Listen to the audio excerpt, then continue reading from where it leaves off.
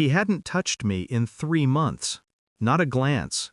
Not a word that wasn't clipped or cold. I thought he was tired, overworked, maybe distant because of the pressure of not conceiving. But that night, he broke the illusion. We were sitting at the dinner table, the silence between us louder than the cutlery. He didn't look up when he said it. "You're barren." Just like that. No hesitation, no apology. You can never be a mother. I remember my hand freezing mid-air, the fork trembling between my fingers. For a moment, I thought I misheard him. But when I looked up, his eyes were dry, detached, almost relieved, as if he'd been waiting to unload that cruelty.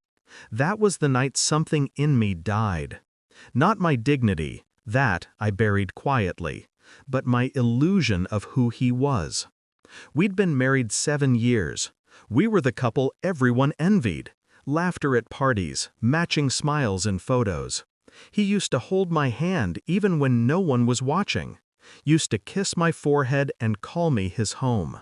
But somewhere between the doctor visits and the test results, his affection shifted from pity to resentment. He stopped saying, "We'll try again," and started saying, "You should rest." And when the distance grew, I filled it with denial, until I noticed the small changes, the new cologne that wasn't mine, late-night messages he guarded like treasure, a softness in his voice that no longer belonged to me. I didn't scream, I didn't confront him. I just started watching. Suspicion turns you into a detective. Love turns that detective into an artist. I followed his patterns, bookings on his card, hidden calls, a hotel room registered under his assistant's name. I visited once, unannounced. The elevator ride felt eternal. My hands cold, my heart rehearsing excuses. When the door opened, I saw her, wrapped in my husband's shirt. Young, glowing, smiling like I used to. She looked startled. He didn't. He just muttered, "You shouldn't have come." I left without a word, because I realized he hadn't fallen out of love. He'd replaced me. That was the night I stopped being the victim of the story. My revenge didn't begin with rage. It began with silence. I started collecting things, copies of his emails, the hotel receipts, photos, the audio from our home cameras. Every word he whispered to her, I had it. Every lie he fed me, I documented it. Then I spoke to my lawyer, quietly, and then to my bank, and then to his boss, who didn't take kindly to executives mixing business with secretaries. By the time my plan was ready, the cracks in his life had already begun to show. He came home late one night, panicked. His company was investigating him, his credit card frozen. He looked at me like I was supposed to fix it. I offered him tea. Then came the dinner. He called it a surprise evening. I laughed inside. The restaurant was elegant, glowing with soft amber lights. When I arrived, he was already there, holding hands with her. Her belly was visible, pregnant. My stomach clenched, but my face didn't move. He stood up with a grin that almost looked victorious.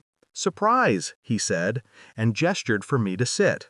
"This is Mia. We wanted you to know before everyone else does." The room felt smaller, the music quieter. Mia smiled nervously. "We didn't mean to hurt you," she said.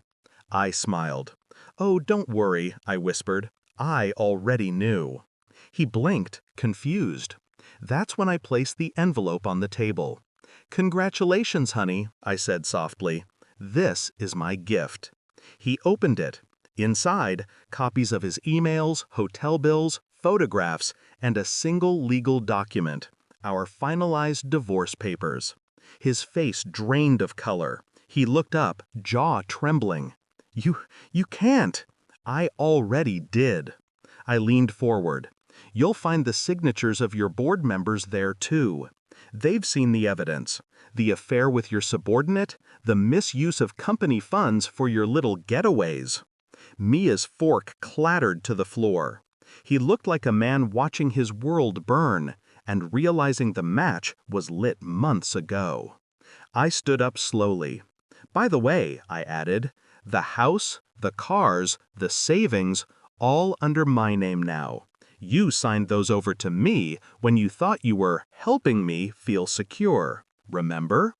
His lips parted, but no sound came out. I smiled once more, calm and final. You told me I was barren, I said, but you were wrong. I stepped closer, whispered in his ear. I gave birth tonight to your ending. Then I walked away.